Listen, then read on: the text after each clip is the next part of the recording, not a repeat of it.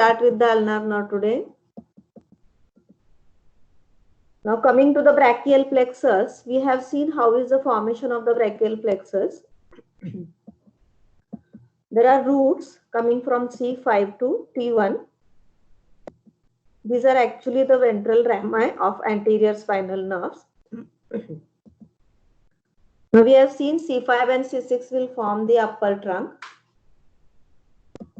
C7 will form the middle trunk. C8 and T1 will form the lower trunk. Now, anterior division of the lower trunk is going to form the medial cord. We have seen this, okay? And the medial cord will provide the branches. If you see the names of the branches, they will be classified as medial pectoral nerve, medial root of median nerve, then there is medial cutaneous nerve of arm, medial cutaneous nerve of forearm, and the lastly will be the ulnar nerve. So if you go towards the root value of ulnar nerve, you can see here only C8 and T1 is contributing. Is it clear? But in the exam, they ask you the root value. So you should know the details of the root value. Now this is the median nerve. And we have seen the median nerve in the last lecture. Median nerve is the root value is having C5 to T1 and all are the ventral divisions. Okay. But C7 component comes out and it runs in the ulnar nerve. So if you go for the ulnar nerve now, the root value of the ulnar nerve will come together as C7, C8 and T1. So don't get confused. In the exam, they ask you about the root value of ulnar nerve. So it should be answered as C7, C8 and T1. Why it is like that?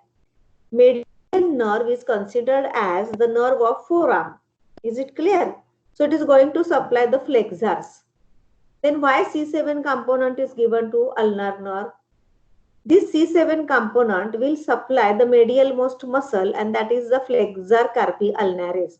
So median nerve cannot reach up to that level or cannot give the branches because the muscle lies at a farther distance. So the C7 component from the median nerve is handed to ulnar nerve. And C7 component will now supply the flexor carpi ulnaris.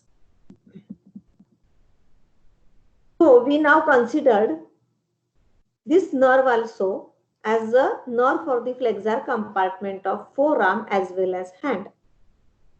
As the median nerve is considered as a laborer's nerve because it is going to flexor, the bigger flexor muscles, it innervates and those muscles are very well developed in laborers. Similarly, if you see, this ulnar nerve is called as musician's nerve. Now this musician's nerve, why musician's nerve?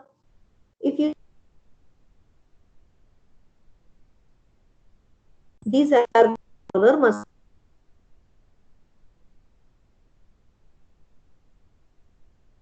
as well as lumbrical muscles. And these muscles are used for, what is the use now? I told you just now, all musical instruments. So delicate movements can be performed with those muscles. So it is considered as a musician's nerve. Coming to the formation, just now we have seen in the diagrammatic representation, it is the continuation of the medial cord contributed by C7 component coming from the median nerve. Now root value we have discussed. If you see this diagram, don't get confused. You can see the roots coming from C5 to T1. Okay. And now this is the ulnar nerve. This is the medial cord. You can see C8 and T1. This is the lower trunk. Can you follow here? And this is the median nerve and this is the median nerve. You can see here. C7 component, which is shown in dark black color, initially runs in the lateral cord, then runs in the medial cord, and then it is handed to the ulnar nerve. Have you followed? So now remember, the root value will be C7, C8 and T1. And C7 component mainly supplies flexor carpi ulnaris. And this flexor carpi ulnaris, usually in the MCQs, they ask you about the innervation. Now go to the relations.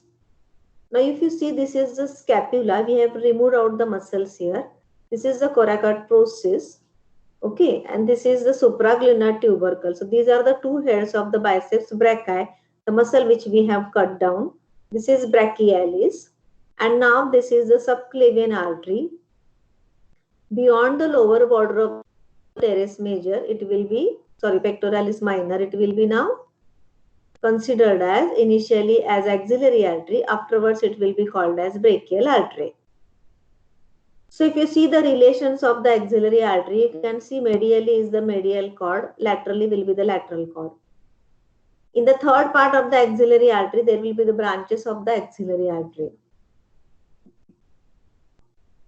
So now this ulnar nerve, you can see here, it is coming on the medial aspect of the brachial artery as well as axillary artery. It descends down along the medial side of the brachial artery up to middle 1/3 of the arm. This is our cuboidal fossa. So up to middle 1/3 of the arm, you can see here the nerve is piercing medial intermuscular septum. So it is not coming in the anterior compartment of the arm. It will be present only up to middle 1/3. So here, by piercing the medial intermuscular septum now, it will enter into the posterior part of our arm. It runs straight downwards till the humerus and lies behind the medial epicondyle. So here the nerve is very palpable. For example, if the patient is suffering from leprosy, here you can enroll and you can see that the nerve is very thickened out. Or sometimes if you hit your elbow to any table or any hard substance, any hard structure, you get a tingling sensation. That is because ulnar nerve is hit very largely, or very, if you can say here, that effort is more here and it is directly hitting the medial epicondyle. So here the nerve can transmit the impulse and we get a tingling sensation. So it is directly related to the bone and that will lead to the compression or the hitting of the ulnar nerve. So here it lies behind the medial epicondyle. And you can see here it is very palpable near the medial epicondyle. Coming to the relations of the forearm, this diagram is little bit confusing, but I'll make it easier now. This is the dissection of the forearm. Now you have not dissected, so you don't know the muscles over here. I will try to make it clear. Okay. This muscle, a small triangular muscle, this is supinator. Have you followed? This muscle is called as, which we have cut down, that is the flexor digitorum superficialis. Below that lies now flexor digitorum profundus. This digitorum superficialis and profundus, the tendons are mostly carried except thumb to all other fingers because they are going to act on the interphalangeal joints. The medial most muscle here we can see now, this is the here, this is flexor carpi ulnaris. And this muscle which we have cut down where the median nerve lies, that is the pronator teres. So coming to this flexor carpi ulnaris, it has two heads. Followed? One is the ulnar head and second is the humeral head. So now when it is related, the ulnar nerve is related to the medial epicondyle of the humerus. Here it has to enter between the two heads of the flexor carpi ulnaris. In the similar fashion, how median nerve enters between the two heads of the pronator teres, here it ends in the, or it runs in the two heads of the flexor carpi ulnaris. Followed? So coming to the relations and the further course in the forearm. Okay, divide the forearm now into upper 2/3 and lower 2/3. So it will make easy for you to remember the relations. So make it in the upper 2/3. What happens to the ulnar nerve? If you see properly here now, this is the flexor digitorum profundus. But here flexor carpi ulnaris will be overlapping this muscle here up to this level. So we have cut down to trace out the relations. So here the nerve is sandwiched between flexor carpi ulnaris in the upper position and flexor digitorum profundus in the lower position. So in the upper two-third, it lies between flexor digitorum flexor carpi ulnaris and flexor digitorum profundus. Is it clear? Then go towards the lower two-third. You can see what happens in the lower two-third. The nerve becomes superficial. Okay. So here it will leave both the muscles and try to come to lie below the skin and the superficial fascia. So here it will become more superficial, and now it is always accompanied by ulnar artery. So have you followed the course? This is expected when you go for a LAQ. Am I right? Have you followed? Be interactive. Yes, sir. Yes, आप लोग online आते हो और बाकी जगह जाते हो. We have noticed this. So this will be dangerous for you. Anatomy throughout लगेगा आपको. नीट कैसे करोगे पार आप पीजी की? It will be more difficult if you don't study the anat. So now we have seen the relations in the upper two-third and the lower two-third. Now what happens here? Okay, now this is the region called as wrist. This is the flexor retinaculum here. And we have seen in the median nerve that median nerve enters the carpal tunnel. Can you tell me what is carpal tunnel? Anybody else in the class? Kalyani, Abhijit, Tanvi?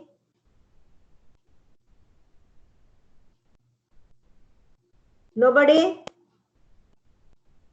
Ma'am, from where medial nerve passes under the flexor reticularis. And how carpal tunnel is formed? In the last lecture I had explained this.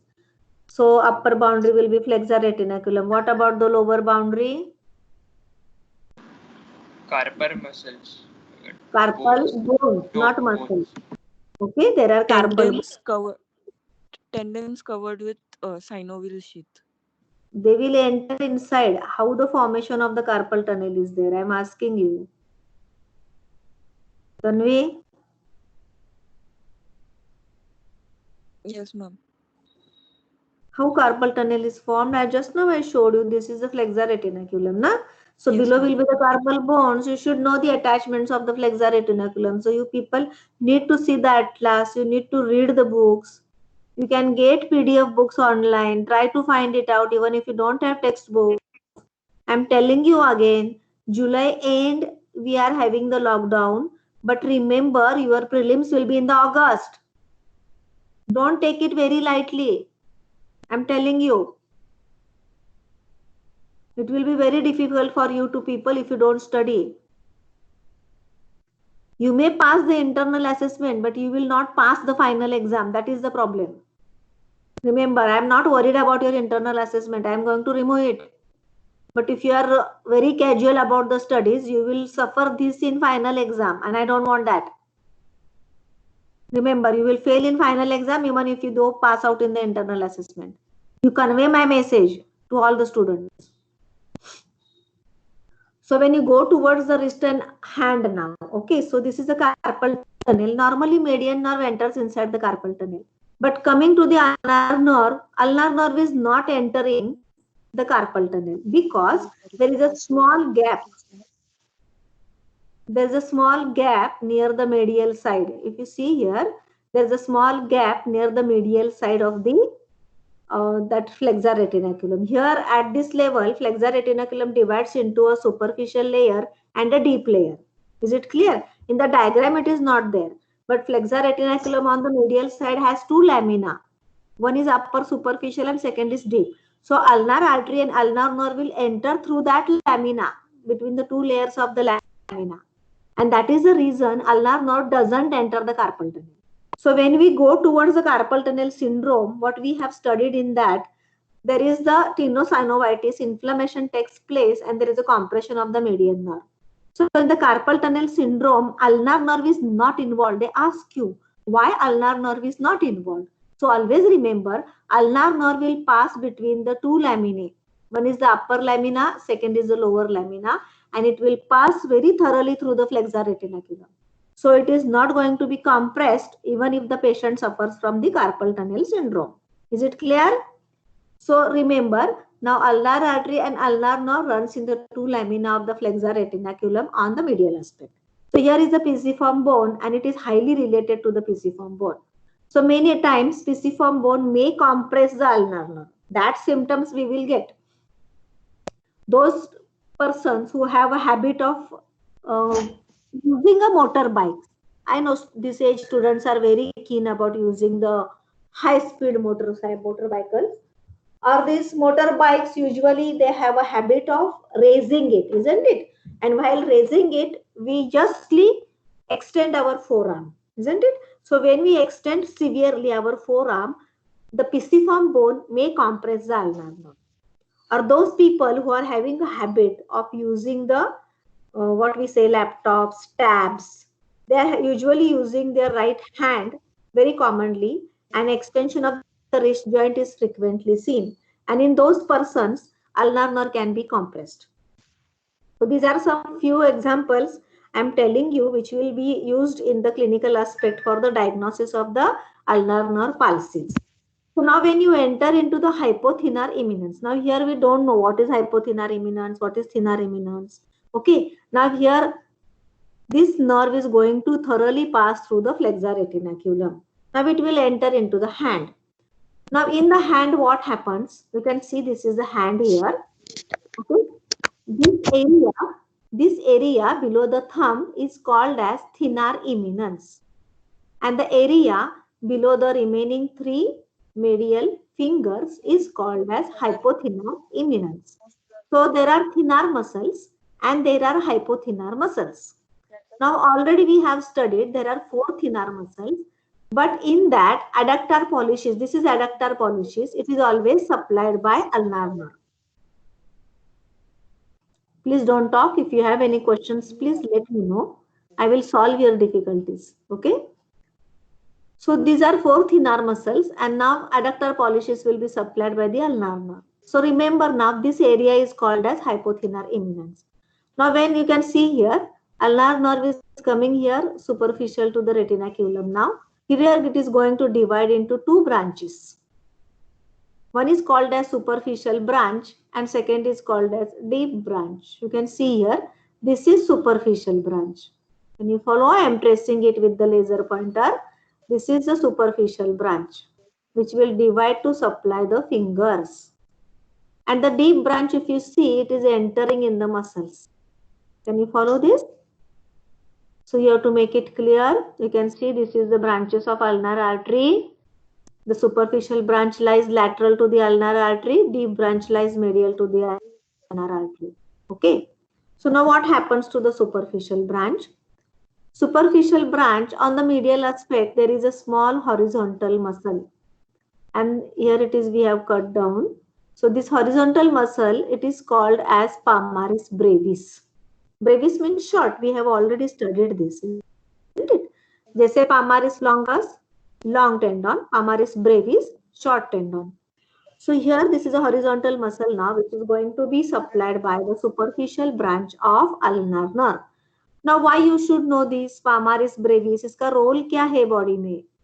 So when you lift some weights or when you lift some heavy weights or any bags, you can see here palmaris brevis will always assist us to go for a powerful grip. So grips are usually helped by palmaris brevis. Is it clear? And do you remember sometimes in the lectures I might have told you, there are two types of the superficial coats below the skin. One is the facial coat and second is the muscular coat. Okay. So what is the name of the facial coat? We call it as panniculus adiposus. That is called as the superficial fatty layer which lies below the skin. And now the second layer you should know, that is called as panniculus adiposus not, it is called as carnosus. Okay, so one is panniculus adiposus and second is panniculus carnosus. So Palmaris brevis is an example of panniculus carnosus. Make it down, note it. It is asked in the MCQs. So panniculus carnosus is an example where so many muscles are seen in the body, giving its examples, and in that one is the Palmaris brevis. Can you tell me anywhere in the body do you get some remnants of panniculus carnosus? Anywhere you have seen the muscles? Facial muscle. Which muscles? Facial muscle. Very good. Which Latissimus. facial muscle?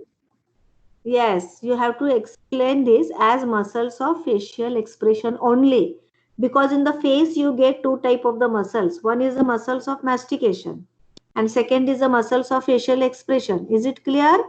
So for muscles of mastication are not the examples of panniculus carnosus. Only muscles of facial expression are the examples of panniculus carnosus. So they ask you these things in the NEET exams also. Students were unable to answer this. So I don't think you people are so dumb. Unless you read, you will not understand it. So now remember what we have seen about the ulnar nerve. Superficial branch will now supply Palmaris brevis and it will divide into branches to supply medial 1.5 fingers on each side. Have you followed? What about the remaining fingers? Which nerve will supply? Can you tell me? Lateral 3.5 fingers are supplied by which nerve? Radial nerve. Very good. It is median nerve. Okay, so it will innervate the adjacent sides of lateral 3.5 fingers, while medial 1.5 fingers will now be supplied by the ulnar nerve. Now, deep branch of ulnar nerve, I will tell you to take down the points. This is asked as a short note. What happens to the deep branch of the ulnar nerve? This is not a complicated diagram. You can see here already you are going to get the PPTs. But remember how to trace the deep branch and you have to draw this diagram if the nerve is asked as a short note for 5 marks. And they will ask you only deep branch of ulnar nerve. Okay, so we will trace it out now. Now here you can see this is the ulnar artery. This is the ulnar nerve. Is it clear? Can you see the diagram? Yes, ma'am. Okay. Now see here, ulnar nerve near the palm, near the wrist or near the flexor retinaculum will divide this into horizontal branch. I am stressing it. This will supply which muscle now? Palmaris brevis. Now remember, see here what happens to the superficial branch. It will go ahead and now it will supply. It should be lateral 1.5 fingers. Can you see the correction in the diagram? Or it should be medial? Which is correct? Lateral. Lateral 3.5 fingers are supplied by? कुछ भी googly डाला तो आता ही नहीं आपको. Lateral 1.5 by ulnar nerve and Lateral नहीं rest. Baba. Medial one. It is correct. I just put a googly on you. I wanted to see how you will answer. Medial half and fingers. Medial 1.5 and fingers will be supplied by ulnar nerve. Lateral 3.5 fingers will be supplied by median nerve. Remember. So now superficial branch after supplying Palmaris brevis, it will divide to supply the adjacent sides of medial 1.5 fingers. So remember little finger and medial aspect of the ring finger will be supplied by the superficial branch of the ulnar nerve. Don't get confused. Okay. So in the Viva they confuse you. So you should be perfect with your answer. So this is about the superficial branch. Coming to the deep branch now. These are the muscles of the hypothenar eminence. I will just name it out. Abductor digiti minimi, which will help in the abduction of the little finger. Flexor digiti minimi, which will help to flex the little finger. And the last one, this is called as the opponent's digiti minimi. What do you mean by word opponents? Little finger can touch the thumb. That action is called as opponents or opposition. Okay. So there are three muscles in the hypothenar eminence: abductor digiti minimi, flexor digiti minimi, and opponens digiti minimi. By heart karo ye. So deep nerve will pierce between abductor digiti minimi and flexor digiti minimi, runs between these two muscles, and it will pierce now opponens digiti minimi. Is it clear? So it will run between these two muscles, pierces directly opponens digiti minimi. It innervates all these three muscles and comes towards now from medial to lateral side. This is thumb. Okay. So the nerve entirely will come from medial to lateral side, and now it will supply the muscle of the thenar eminence, that is called as adductor pollicis. So remember, when median nerve is damaged, this adductor pollicis is very dominant and it will keep our thumb in the adductor position. And what is the name of that thumb? What type of thumb it is called as? Anybody else in the class? If you get a severely adducted thumb, what type of thumb it is called as? Ape thumb. अरे क्या बड़ाई करते हो आप लोग? So while coming and supplying the adductor pollicis, it will also give the branches to the other muscles in the hand. Which are the branches now? They will supply palmar interossea muscles. They will supply dorsal interossea muscles. What do you mean by word interossea? Between the bones, between the metacarpal bones, remember. And also they will supply, yes, medial two lumbricals, third and fourth. First and second lumbrical is supplied by median nerve. So see here, many muscles in the hand are innervated by the ulnar nerve, and interossea muscles are responsible for the movements of our fingers, and these are called as the fine movements of our finger. Now coming to the branches, muscular branches already we have seen. It will supply flexor carpi ulnaris. It will supply medial half and flexor digitorum profundus. In the hand, it will supply hypothenar eminence, muscles of hypothenar eminence. It will supply adductor pollicis. It will supply all 8 interossea and medial lumbricals. Cutaneous branches. Try to remember this colorful, beautiful diagram. So what happens to the cutaneous branches now? You can see here, this is the anterior view of palm, dorsal view of the palm. So palmar area, this area, you can see here, we have given a dotted line here. This area will be supplied by a mainly palmar cutaneous branch. So this arises proximal to the flexor retinaculum and supplies the skin on the medial side of the palm. This is called as the area supplied by the palmar cutaneous nerve. Then dorsal branch. Okay, so this is for the palmar cutaneous nerve. The green area indicates this is the area which is supplied by ulnar nerve. The blue area will indicate it is supplied by the median nerve. And the orange area tells us this is the area supplied by radial nerve. So don't get confused. You can label it according to the color now. So here this is a palmar cutaneous branch here, and remaining area of the fingers is supplied by the superficial branch. In the dorsal view, you can see here, dorsal 1.5 area on the dorsum of the hand along the medial side will be supplied by ulnar nerve, and again medial 1.5 fingers will be supplied by the ulnar nerve. Is it clear? Articular branch, while coming in its course, it will always supply elbow joint. It will supply wrist joint, even if it is not given here. It supplies wrist joint. It will supply all intercarpal joints, and it will also supply the carpometacarpal joints. Vascular vasomotor fibers. Vascular vasomotor fibers are supplied, these are sympathetic fibers, are supplied to axillary artery, brachial artery, ulnar artery, as well as the palmar arches which are present in our hand. Coming to the applied anatomy now. Now don't get confused. We have studied carpal tunnel syndrome. What it is named as now?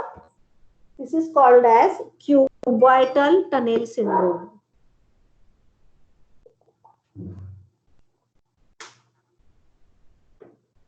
Is it clear? So it is called as cuboidal tunnel syndrome.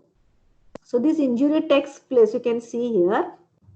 This injury takes place at the level of our medial epicondyle. Here the nerve can be compressed. between the two heads of flexor carpi ulnaris. So there is a small gap between the two heads of the flexor carpi ulnaris, which allows the passage of the ulnar nerve in the posterior compartment. Can you follow here? So near this, you can see now it may be compressed here, and the person will come with the symptoms, and we label it together as the cuboidal tunnel syndrome. So go for the sensory loss first. If the nerve is compressed at the elbow, what will happen? All branches will be gone because it is a nerve of forearm. So initially going for the sensory loss, what will happen? There will be no sensation along medial 1.5 fingers. Remember, skin over the medial 1.5 fingers as well as palmar aspect and the dorsal aspect of the medial side of the hand, there will be no cutaneous sensation. So there will be anesthesia along this area. See the blue colored area. That is indicating the sensory loss for the ulnar nerve. Go for the motor loss. Motor loss means what paralysis will take place in which muscles? So there will be paralysis of the flexor carpi ulnaris. There will be paralysis of only medial half of flexor digitorum profundus. And in the median nerve we have studied medial half of flexor digitorum profundus now will give the tendons to the ring finger and the little finger, which will go up to the tip of the finger. So what is the action of flexor digitorum profundus? Anybody else?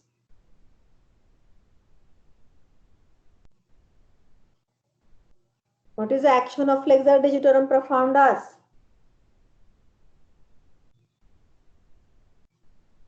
Which interphalangeal joint will be flexed? Nobody?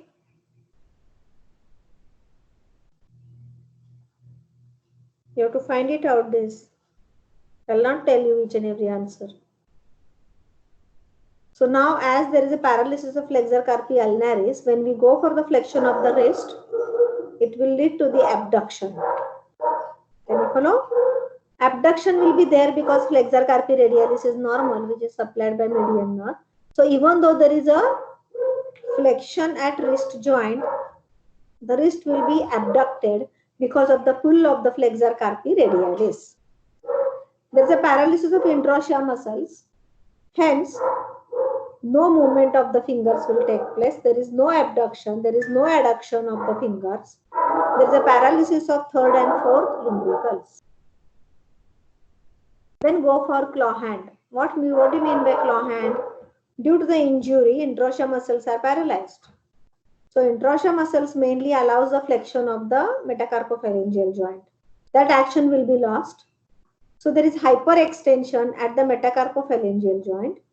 And because of the long flexors which are coming from the forearm, you can see here flexion of the interphalangeal joint takes place. So this type of the hand is called as claw hand. Plus there is the paralysis of the adductor pollicis and there is no adduction. You can see here for the thumb. Thinning of the hypothenar muscles because they lose their innervation. Now injury of the ulnar nerve at the level of the wrist. Now this you have to understand. This is called as ulnar paradox. Okay.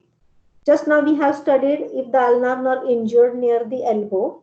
But suppose if it is injured near the wrist joint by compression of the pisiform bone, what will happen? Ulnar nerve is having the branches in the forearm. So those muscles will be not paralyzed. Is it clear? But only the branches which are entering into the hand are involved. Remember, so there is paralysis of interossea muscles. There is paralysis of third and fourth lumbrical. There is loss of cutaneous sensation of medial 1.5 fingers. There is, yes, no sensation or cutaneous loss on the medial aspect or in the dorsal aspect of the hand. But if you see the position of the fingers, you can see predominantly there is active flexion at the interphalangeal joint because of the long flexor tendons. Okay.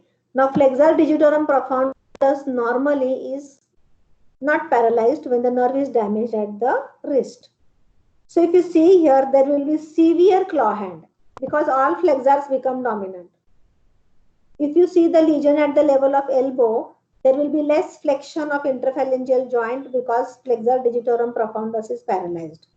But when injury takes place at the wrist, flexor digitorum profundus is spared out and the tendons become very dominant and there is severe degree of claw hand. So what does this indicate? If the injury is nearer to the wrist joint, the degree of claw hand will be severe. But if you see the injury at the elbow joint, the degree of claw hand will be less. Can you follow? So you should be able to answer this when we ask you a short note on claw hand. They ask you separate note on claw hand. So this type of activity showing the degree of claw hand is called as ulnar paradox. And what ulnar paradox tells us, if there is more proximal injury to ulnar or at the elbow, there is a lesser degree of claw hand in the hand. But if the lesion is near the wrist, there will be severe degree of claw hand. Can you follow? So this was called as ulnar paradox. Now in the similar fashion, if you see here, what happens if there is injury at the hand? I told you just now, it can be compressed against the pisiform bone, hook of hamate, or if a vibrating tool, motorcycle handlebar, there is a compression of ulnar nerve. So here what happens? This nerve lies very close to the edge. So many times it is compressed very easily. So sensory branches are spared here. Very peculiarity. See here. Injury at the wrist is different. Injury directly in the hand is different. Okay. So if it is damaged inside the hand, what will happen? Cutaneous branches are spared here. So there will be sensation on the skin on the medial aspect of palmar and dorsal aspect, as well as there will be now, yes, maintenance, or it will be cutaneous sensation will be persisting on the medial 1.5 fingers. Is it clear? So here superficial branch, it is spared out. But remember, there will be paralysis of hypothenar muscles. There will be paralysis of interossea muscles, paralysis of third and fourth lumbricals, and again the patient will have a severe degree of claw hand. Is it clear?